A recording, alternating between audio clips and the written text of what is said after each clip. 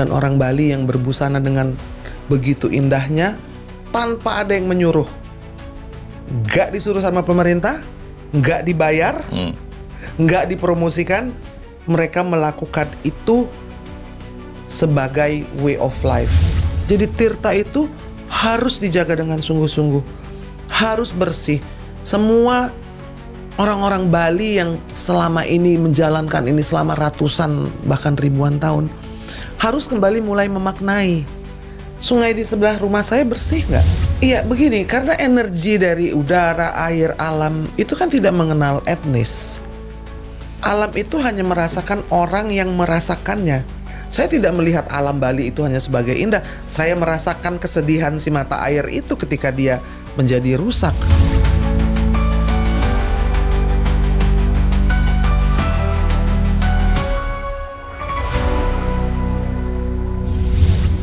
Bicara cerdas pasti ada solusi.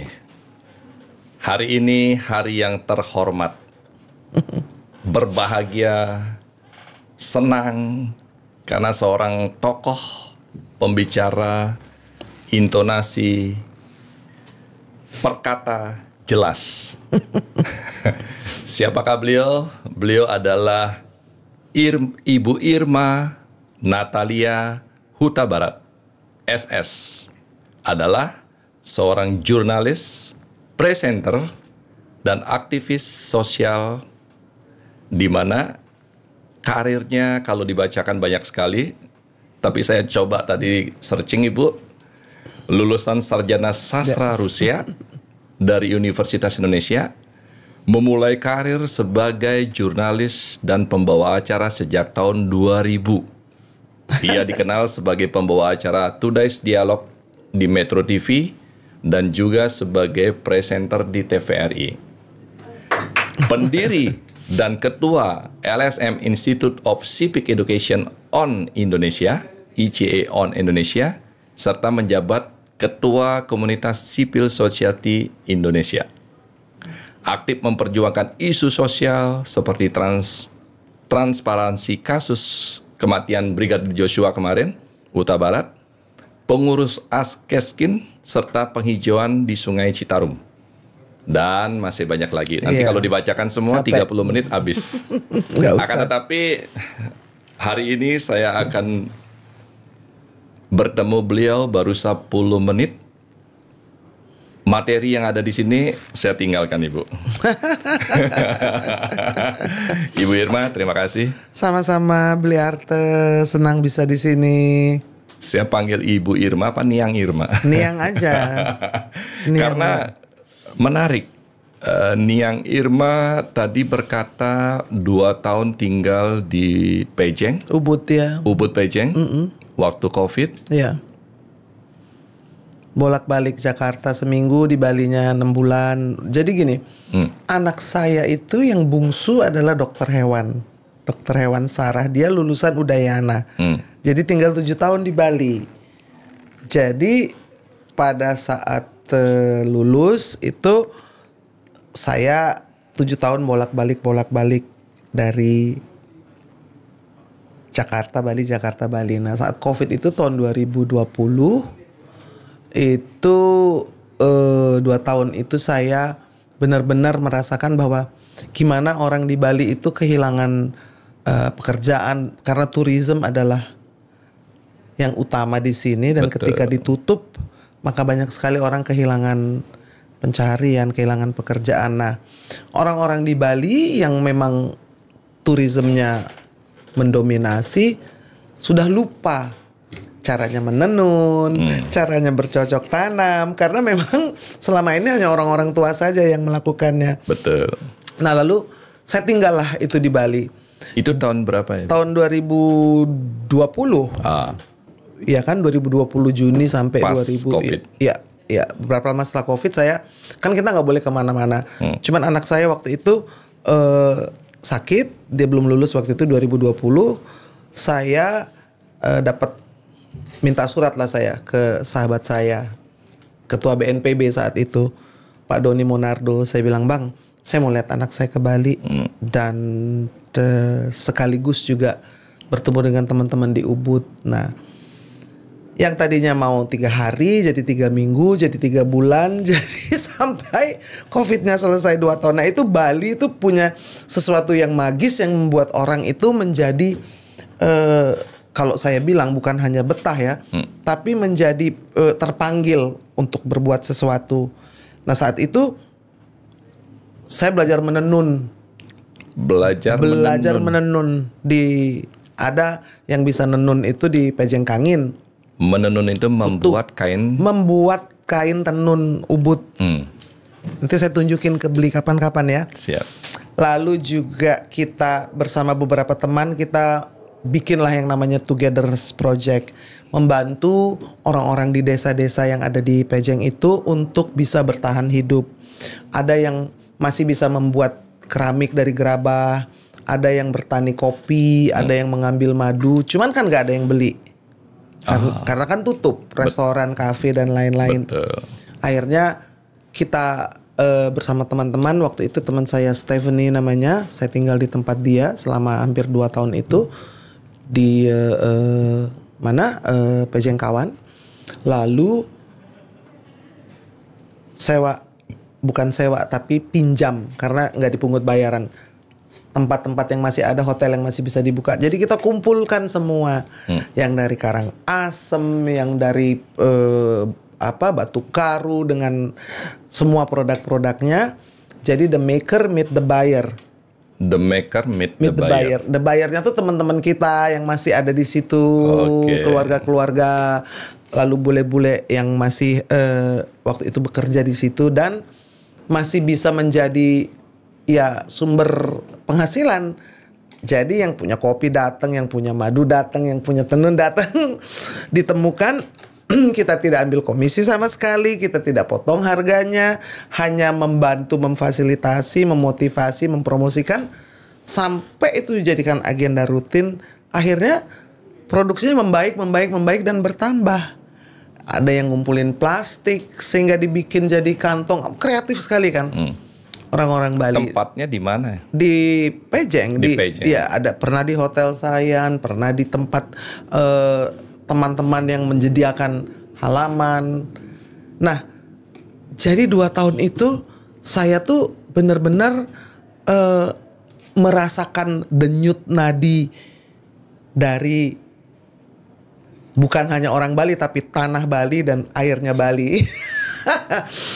Kebetulan saya itu bahagia sekali kalau melukat beli. Niang, itu Niang ngumpulin produksi, pembeli, dan beberapa kali mengadakan hal-hal seperti itu. Rutin, bukan beberapa kali rutin. Untuk apa Niang? Supaya mereka dapat penghasilan, supaya mereka juga masih bisa bertahan dalam kesulitan. Kan banyak yang dipulangkan ke desa-desa. Hotel, restoran, apa semua tutup kan balik ke desa lupa mau ngapain karena biasa terima gaji setiap bulan. Akhirnya belajar nenun, diajarin nenun, belajar menenun sampai tenunnya jadi. Sampai waktu itu kalau nggak salah Mbak Puan datang tuh ke Pejeng Kangin. Yang muda-muda yang tadinya nggak pernah nenun ngelihat gitu. Itu Bu Irma aja bisa nenun katanya kan. Dia bukan orang Bali tapi 6 bulan jadi 1 selendang. Susahnya setengah mati. Dan saya jadi menghargai bahwa orang yang menenun itu orang yang hebat, memerlukan kesabaran, memerlukan kecintaan terhadap apa yang dilakukan. Jadi kalau dijualnya jangan bilang mahal. Saya bilang sama temen, beli aja. Saya aja begitu jadi hasil tenunannya saya nggak mau jual. Karena itu susah payah dan susah sekali. Nah, selain memotivasi, lalu orang-orang yang muda, anak-anak muda itu belajar lagi menenun, lalu belajar mengenai permaculture, organic farming. Yang tadinya sudah lupa, akhirnya kan bisa nanam lagi. Stroberinya bisa ditanam sendiri, sayurannya bisa dapat sendiri, sehingga tidak terlalu berat beban dari kehilangan pekerjaan itu. Dan itu bantuan yang real, selain juga mengajak semua orang di desa itu untuk jaga lingkungan. Jaga lingkungan? Iya, jaga lingkungan. Lingkungan seperti apa nih yang? Kalau saya sih air beli. Air karena pekerjaan saya yang saya bisa katakan sudah menjadi legacy itu adalah ketika membersihkan hulu mata air dari Sungai Citarum, namanya Danau Cisanti. Saya mengerjakannya bersama sahabat saya waktu itu, Pangdam Siliwangi, namanya almarhum ya. Waktu jadi Pangdam tuh Maijen Doni Monardo, dan kami menanam vetiver untuk mitigasi, menahan longsor, mencegah banjir yang terjadi di Bandung pada waktu itu. Dan saya selalu ingat, saya selalu menjadikan Bali itu jadi contoh bahwa lihat tuh orang Bali gak pernah banjir, sungainya masih bagus dipelihara. Tapi sekarang saya nggak bisa lagi ngomong begitu karena Bali sudah banjir ternyata. Bali banjir Denpasar saja nih yang sampai ke waktu itu Ubud juga longsor.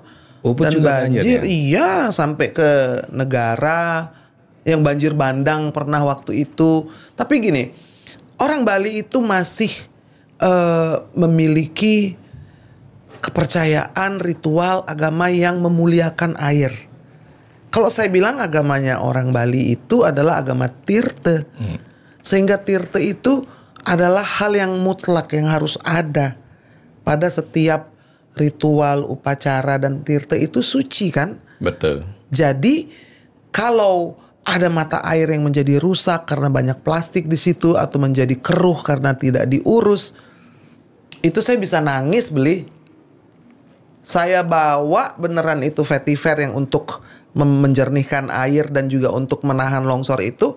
Pergilah saya ke pura-pura itu, ketemu sama mangkunya, mulai ikut nanam, lalu ngasih tahu teman-teman ibu-ibu yang biasa bikin Banten, biasa bikin canang, bahwa kita itu membikin Banten itu kan adalah thanking God, berterima kasih kepada yang sudah memberi kehidupan, berterima kasih yang sudah memberi beras, memberi bunga, memberi kopi, memberi air dalam bentuk Banten atau canang itu. Ada makna yang sangat dalam kan. Ada beras di situ, ada gula di situ, tebu, ada janur, ada bunga, ada buah sampai telur, macam-macam. Ada kalau bikin pejati lebih lengkap lagi ya.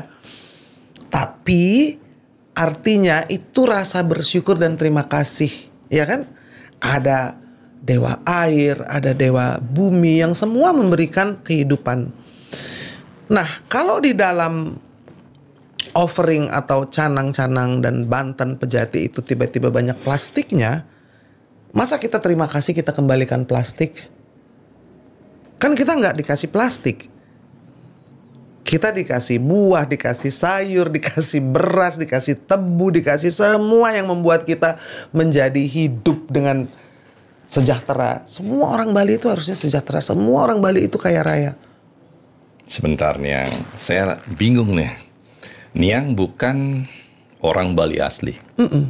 Tetapi Niang bicara tentang Bali bukan alamnya saja tadi, budaya juga, kebiasaan kita juga, begitu dengan hatinya, begitu dengan rasa sayangnya, dan mungkin saya tidak tahu apakah Niang mencintai ini Bali, sehingga melihat air yang ada plastik dan lain sebagainya di Bali bisa menangis.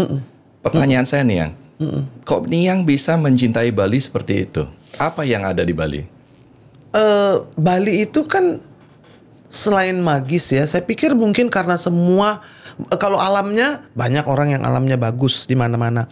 Tapi Bali itu, saya pikir pemerintah Indonesia itu berhutang terhadap semua orang Bali. Kita datang ke Bali, kita lihat ada canang yang indah di mana-mana di setiap sudut di rumah. Ada upacara yang begitu indah, sampai merinding nih saya kalau ngomong karena saya ngikutin semua. Kebetulan saya pernah ikut ngaben sahabat saya itu Vera Sukawati dari Ubud, ya kan, sudah jadi Ibu Ratu sekarang ya kan, itu teman saya lama. Yang saya pernah ngikutin acara ngaben yang sampai 11 tingkat itu. Dan bukan hanya upacaranya saja, tadi saya bicara ada canang, ada ritual, lalu ada sungai-sungai, pohon-pohon yang dijaga. dan orang Bali yang berbusana dengan begitu indahnya tanpa ada yang menyuruh. Gak disuruh sama pemerintah, gak dibayar, gak dipromosikan. Mereka melakukan itu sebagai way of life. Itu bukan hanya soal budaya, tapi soal bagaimana dari generasi ke generasi melakukan itu dengan sukacita, dengan sungguh-sungguh, dan dengan memaknai setiap benda yang ada di sekitar, setiap kejadian yang ada di sekitar. Jadi mana ada di tempat lain orang kan harus dibikin, ada event, bikin upacara. Orang Bali nggak usah. Tiap hari mereka melakukannya. Setiap hari wisatawan ataupun tamu melihat pemandangan yang indah, melihat sampai ke ujung-ujung desa. Gak ada di mana-mana. Nah, itu adalah sesuatu yang harus dijaga. Kalau semua menjadi banyak plastiknya, air-air yang bersih menjadi keruh, banyak sampah di sungai dan di mata air, kan kasihan si Dewata yang ada di Bali dan kasihan pulaunya yang dikasih nama Dewata. Agama Tirta. Agama Tirta. Jadi Tirta itu harus dijaga dengan sungguh-sungguh. Harus bersih. Semua orang-orang Bali yang selama ini menjalankan ini selama ratusan bahkan ribuan tahun harus kembali mulai memaknai. Sungai di sebelah rumah saya bersih nggak? Sungai saya bau nggak? Saya buang apa ke sungai? Masa saya buang kotoran babi? Masa saya buang sampah ke sungai? Itu kan suci. Menodai sungai itu sama dengan menodai agama sendiri, menodai diri sendiri kalau saya bilang. Yeah. Karena keindahan Bali itu hanya bisa bertahan selama orang-orang yang memiliki spirit yang luhur. Spirit yang agung, kayak nama gunungnya. Bukan hanya gunungnya yang agung, spiritnya tuh harus agung. Bahwa dalam setiap yang dilakukan selalu ada kesadaran untuk memelihara lingkungan atau alam sekitar. Kalau nggak ada lagi agama kita. Mau cari air suci di mana kalau kena banjir, kena bandang, jadi berlumpur, jadi banyak plastik, jadi rusak. Itu adalah sesuatu yang harus kita urus, kita benahi, dan kita pelihara dari sekarang. Karena kalau enggak semakin buruk. Niang, bicara air, Niang keluar emosionalnya, Niang. Mau nangis saya kalau ngomong soal air sungai yang kotor itu. Apa yang Niang bisa nikmati dari air itu? Air itu membersihkan karena kita tidak bisa hidup tanpa air. Beli boleh nggak makan puasa sehari, 2 hari, 3 hari, 4 hari, nggak akan mati.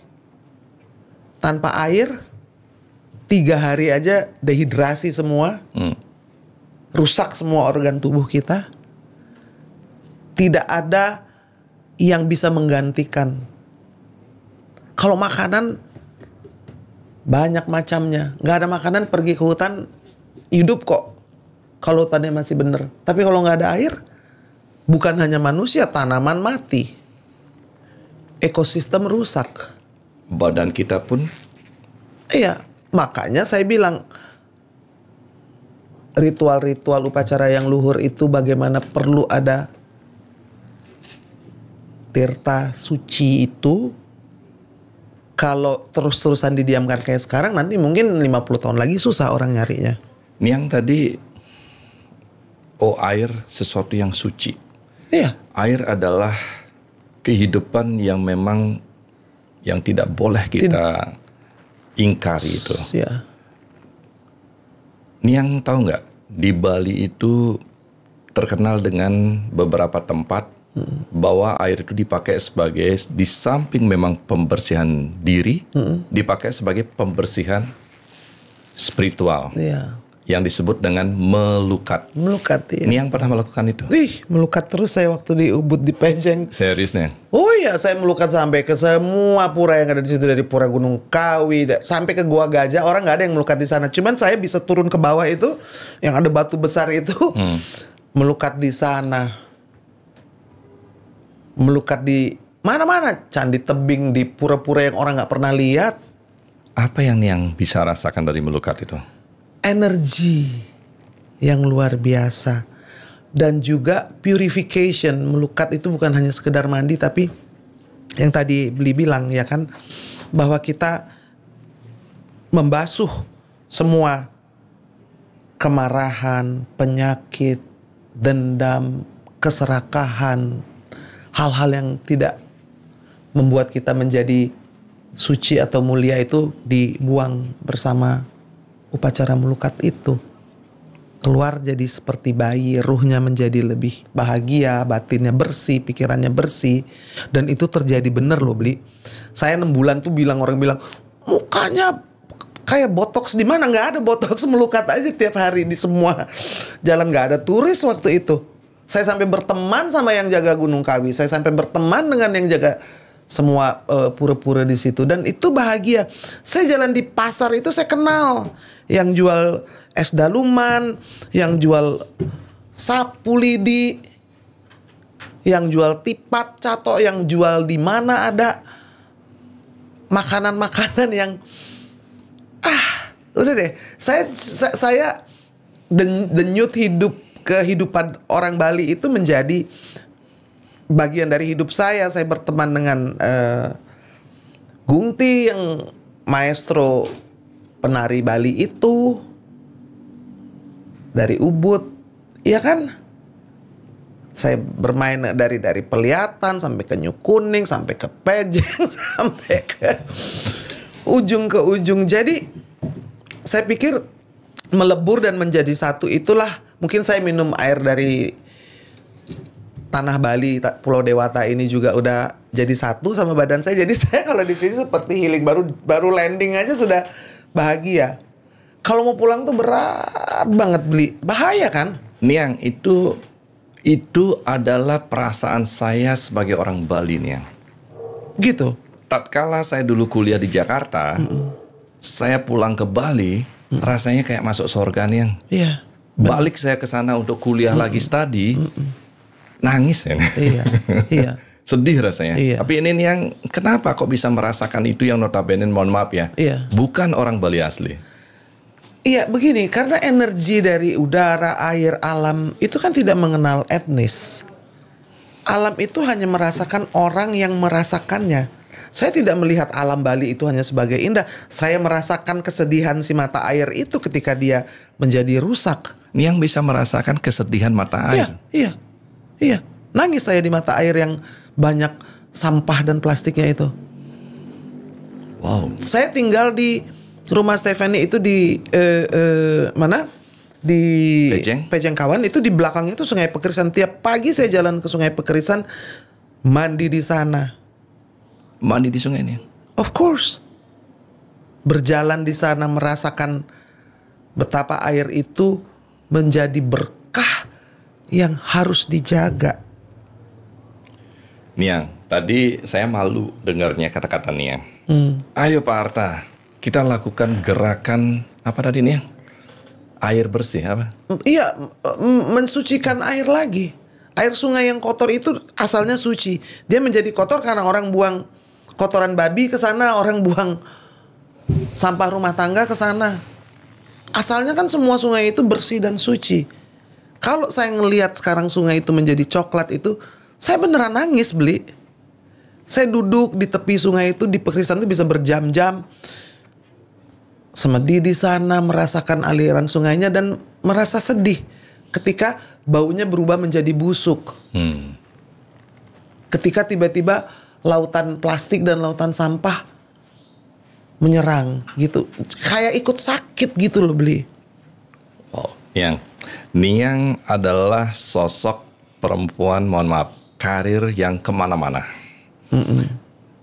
Niang pernah pergi bahkan mungkin keliling dunia, bukan keliling Indonesia aja. Saya hanya pingin denger Niang. Ini spiritnya Niang bukan orang Bali, tetapi melebihi orang Bali. Spiritnya Niang. Dan ternyata Niang, untuk perempuan seperti Niang,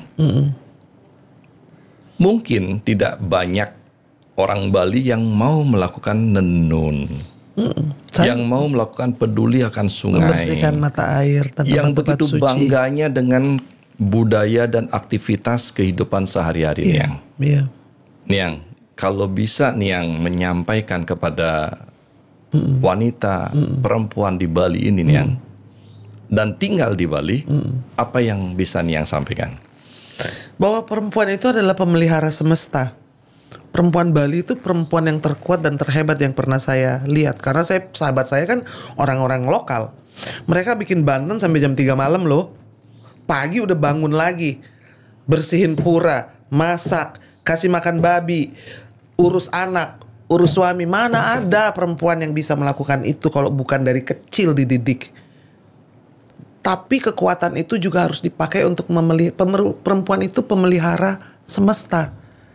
Apa yang terjadi di rumah kalau perempuan mulai memarahi semua orang yang ada di sekitarnya, jangan buang sampah di sungai, jangan rusak itu mata air, jangan taruh plastik di canang, karena nggak mungkin kita kasih persembahan plastik. Kita nggak dikasih plastik kok sama Sang Hyang Widiwasa, Dewa Dewi semua, nggak ada yang ngasih plastik ke kita.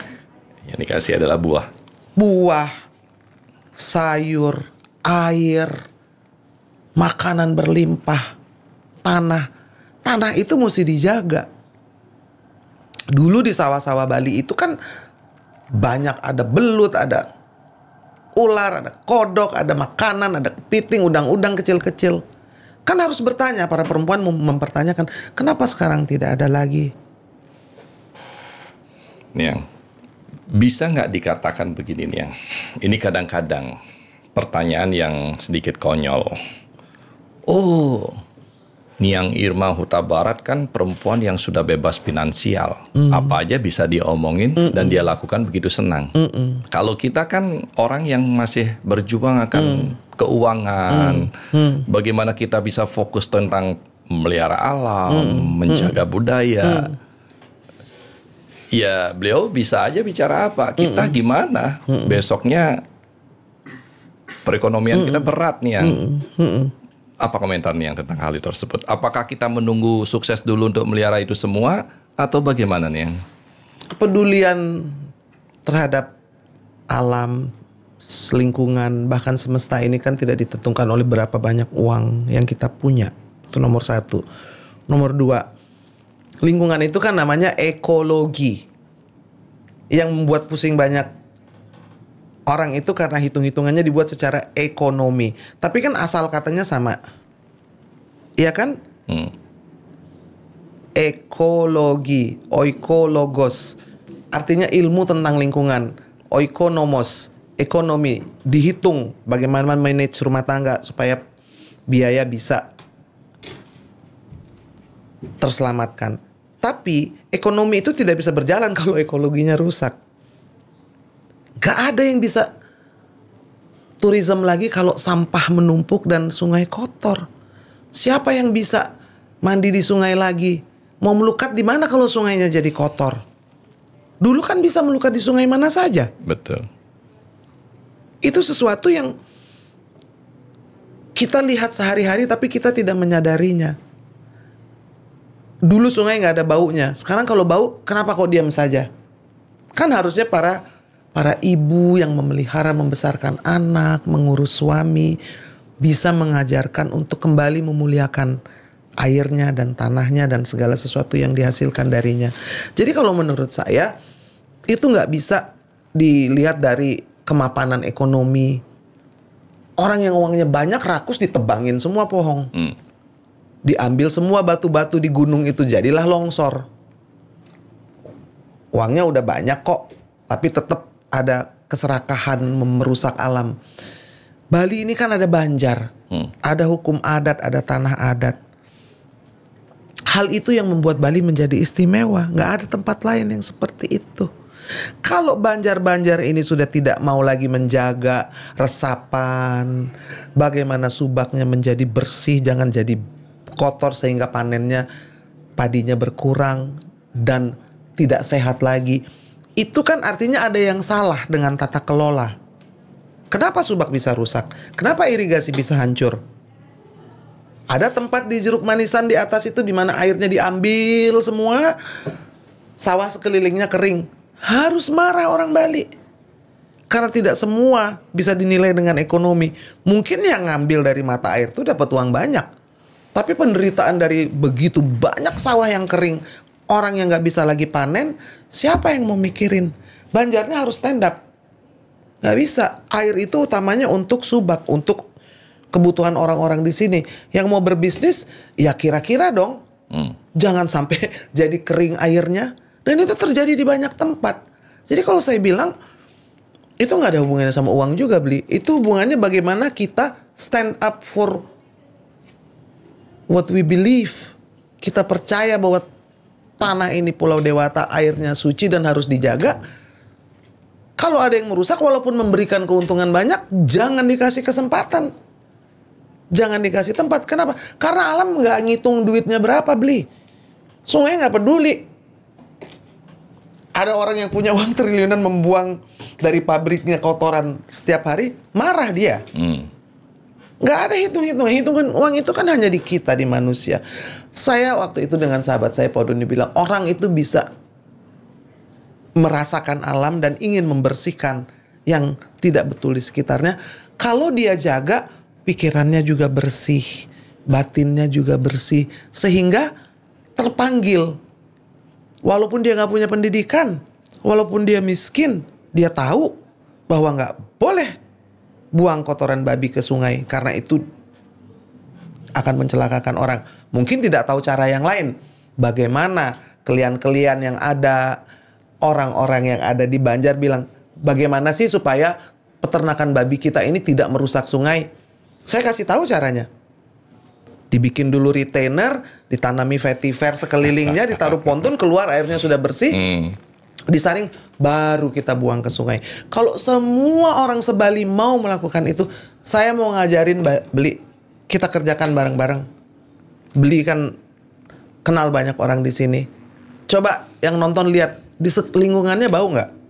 Oh, banyak peternakan, bisa kok peternakan nggak bau. Pakai vetiver jadi nggak bau. Tanah menjadi subur.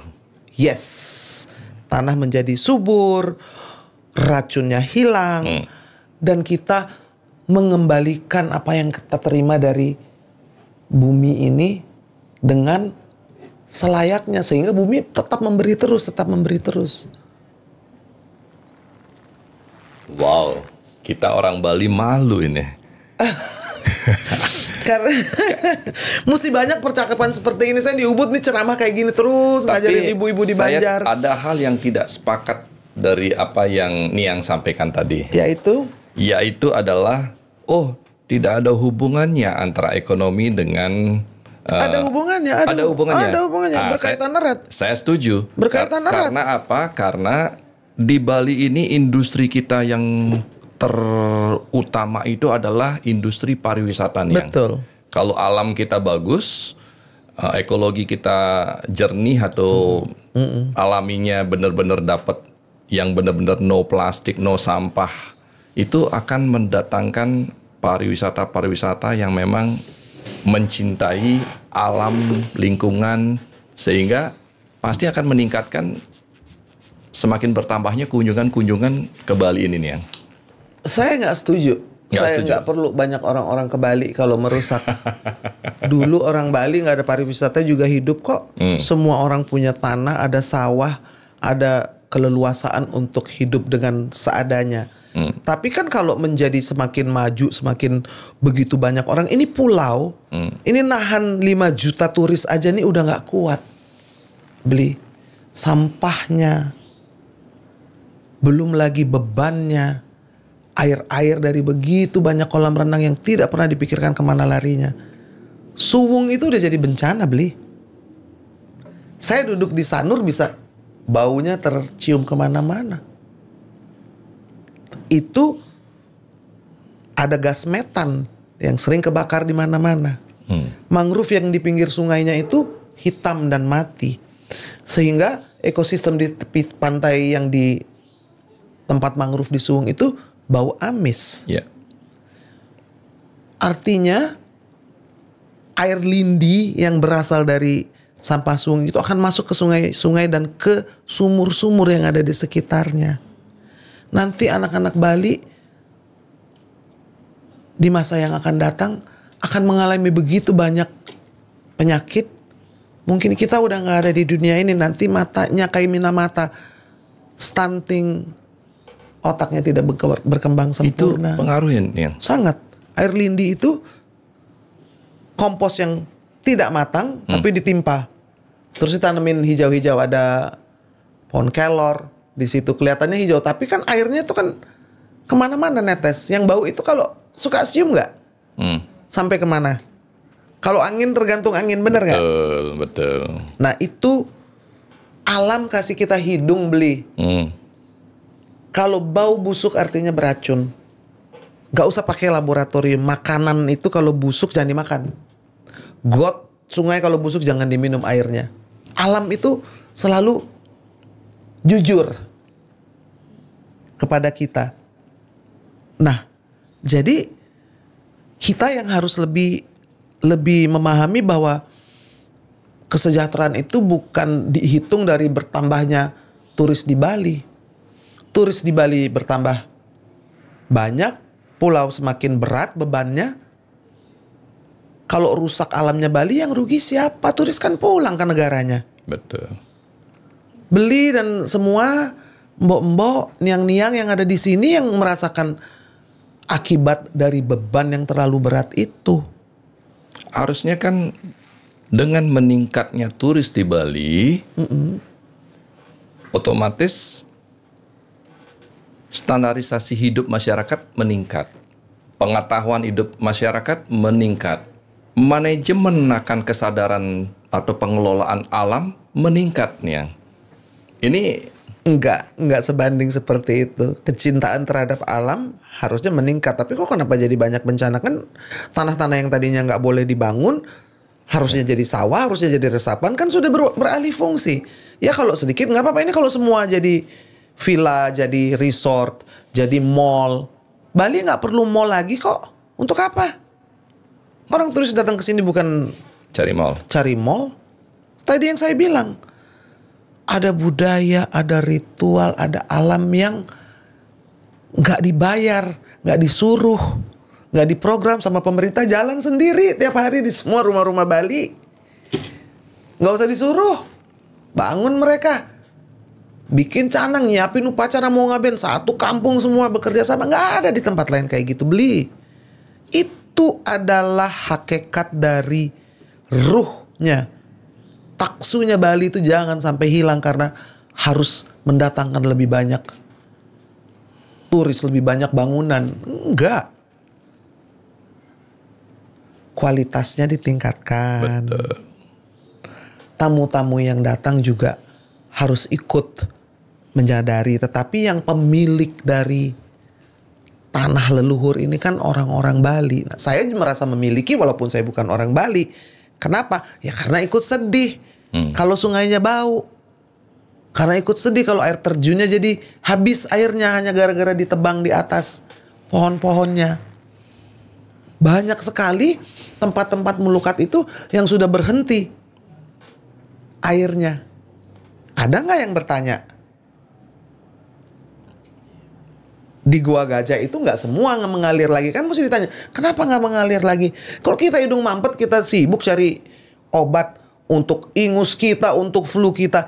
Kan alam juga sakit berarti kalau airnya nggak ngalir lagi. Kita mau nggak nyariin obatnya? Harusnya mau. Jadi mungkin belikan punya banyak teman, punya podcast.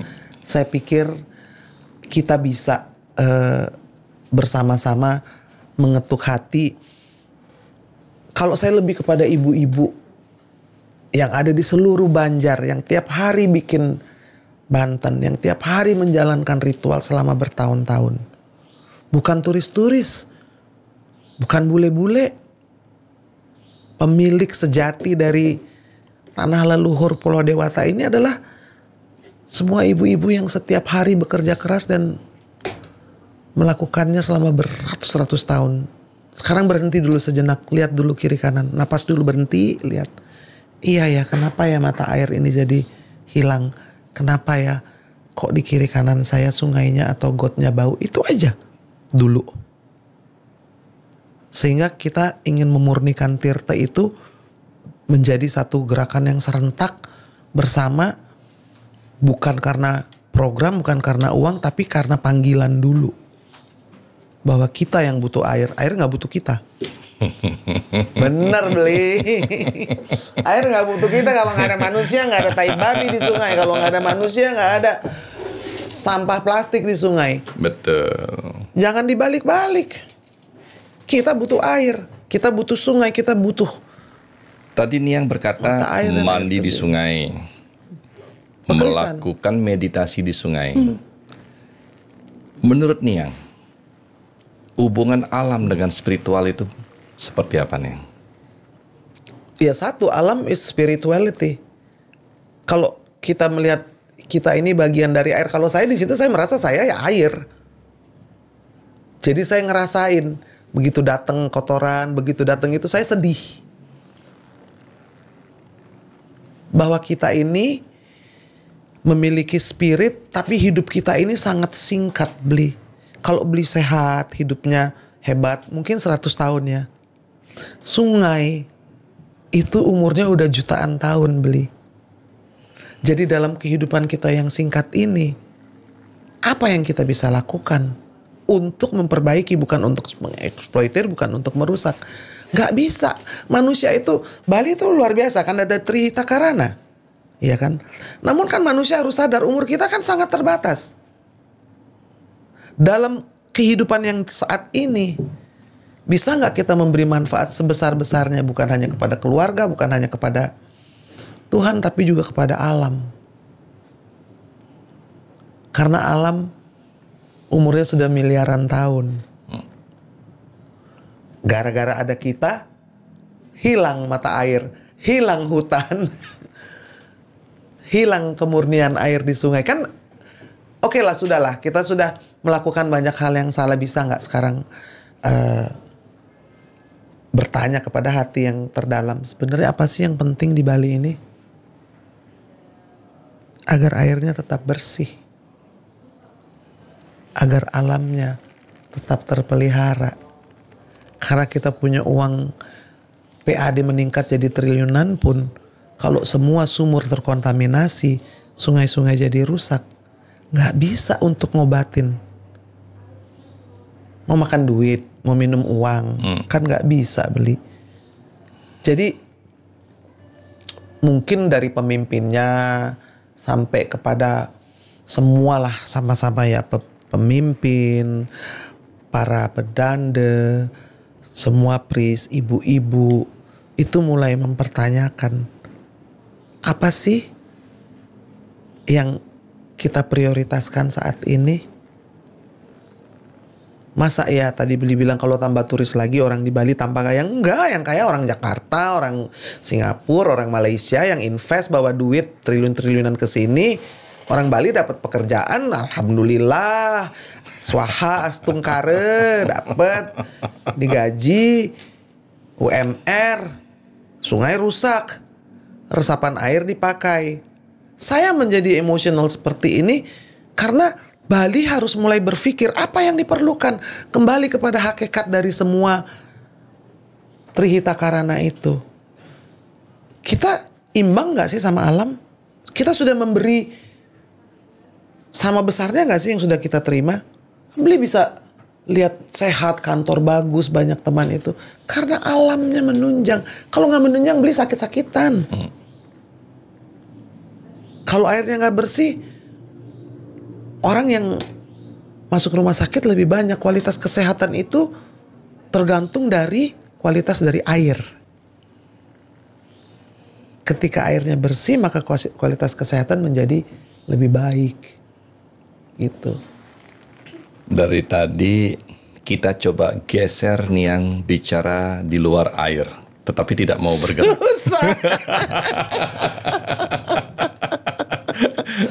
Tetap pada konsentrasinya adalah air.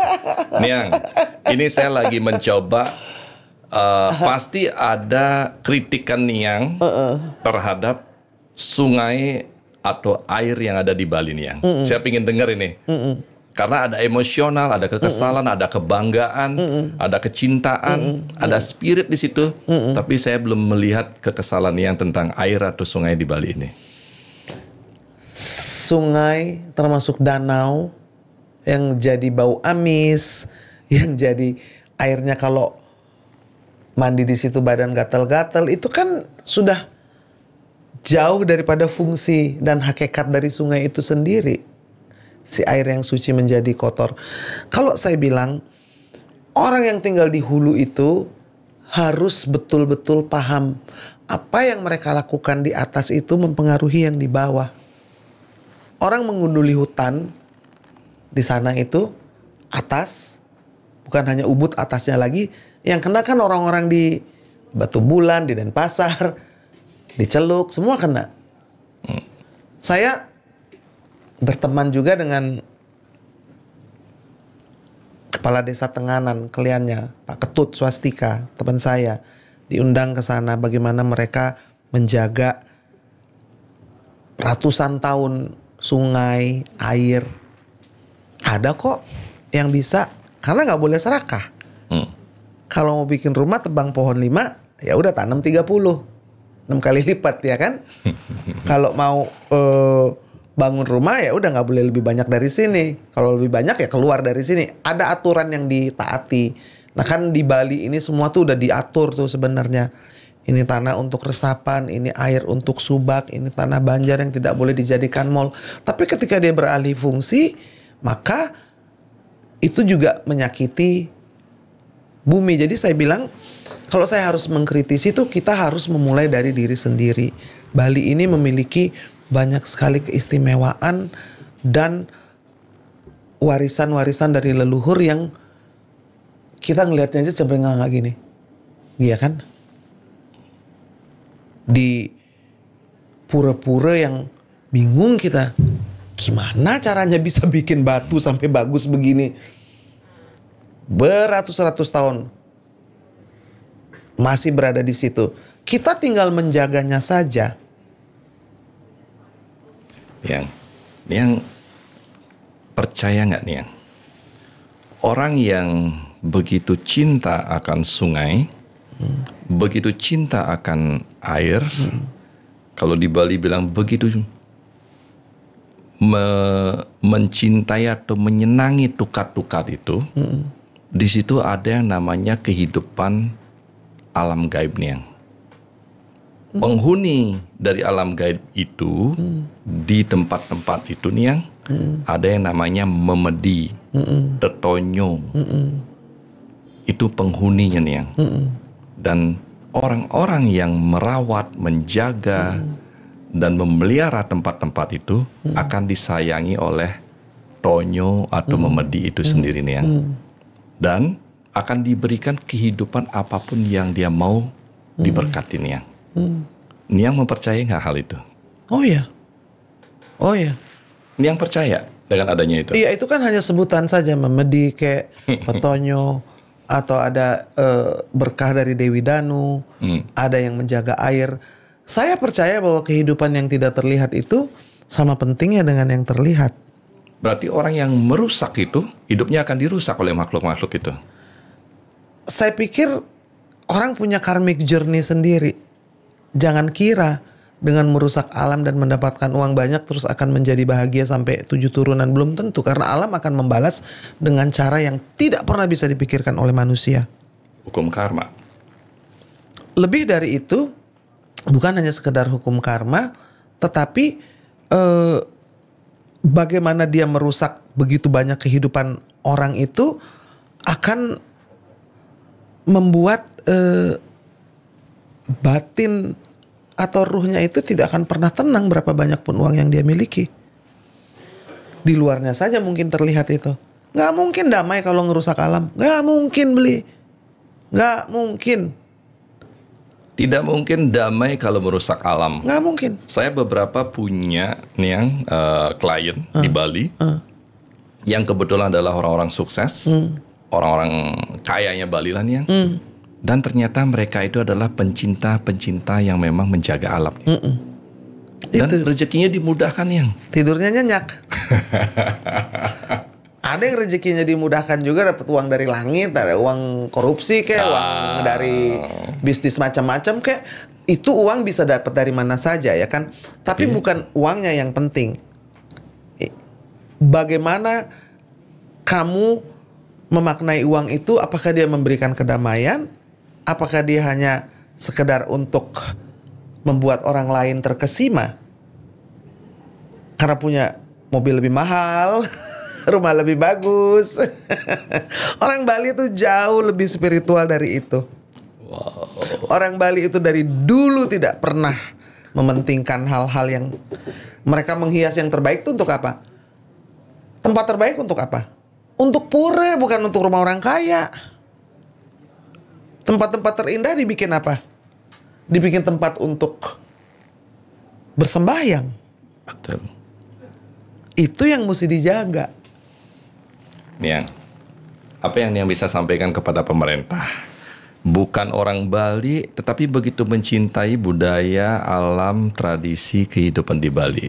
Saya kasih tahu beli waktu saya bahas suung itu saya nangis dan tidak bisa tidur 2 minggu. Marah sekali.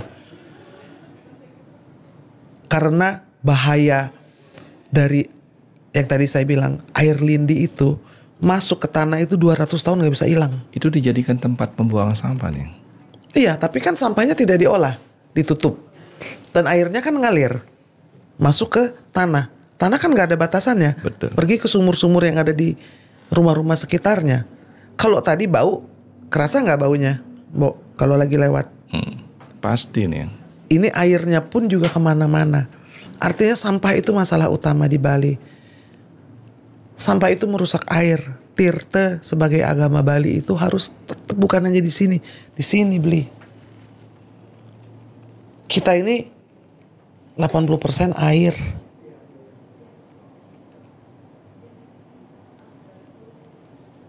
Nggak dikasih air 1 hari, 2 hari, 3 hari mati. Nggak punya uang masih hidup loh. Saya bisa pergi ke tempat beli, ke tempat mbok. Saya lapar, pasti dikasih makan. Tapi kalau nggak punya air bagaimana? Pernah nggak terbayangkan? Semakin lama bicara dengan Niang Irma Huta Barat, hati ini semakin malu rasanya. Bagi saudara-saudara saya yang ada di Bali, yuk kita tunjukkan bahwa air ini penting. Sungai itu adalah kehidupan, Bukan tempat sampah. bukan tempat sampah, dan sampah itu sangat merusak. Ya. Kita sadar, dan mudah-mudahan pemerintah bisa mengartikan dan bagaimana rasa malu saya orang Bali terhadap obrolan Niang Irma Huta Barat ini. Niang, semakin lama ngobrol saya semakin dipermalukan. Terima kasih, Pak. Semakin banyak kita yang bicarakan, tetapi kesadaran kita muncul di situ, Niang. Semoga sahabat-sahabat saya, teman-teman saya di Bali semua tersadarkan, Niang. Astungkare. Kata-kata terakhir yang bisa Niang sampaikan, Niang, sebelum closing statement. Tidak ada tempat lain seperti Bali. Dan yang wajib menjaga dan memeliharanya itu adalah orang-orang Bali. Saya udah jadi orang Bali, makanya saya dipanggil Niang. Artinya bahwa tidak bisa melakukan semua itu sendiri, harus bersama-sama, harus serentak, dan harus punya kesadaran yang lebih tinggi. Bahwa ketika kita melakukan ritual, membuat canang, apa itu, apa maknanya, apa hakikatnya. Sehingga kita tidak menaruh plastik di situ, tidak membuang plastik kemana-mana. Itu contoh kecil, tapi maksudnya dari hati yang terdalam saya merasakan bahwa panggilan terhadap batin ini terhadap Bali itu sudah sejak dulu kala. Mudah-mudahan saya dapat kesempatan untuk bersama-sama dengan Beli Arta dan teman-teman ibu-ibu semua untuk lebih memperhatikan, lebih peka dan lebih merasakan apa yang dirasakan oleh alam sekitar kita. Sukses ya. Terima kasih, Niang.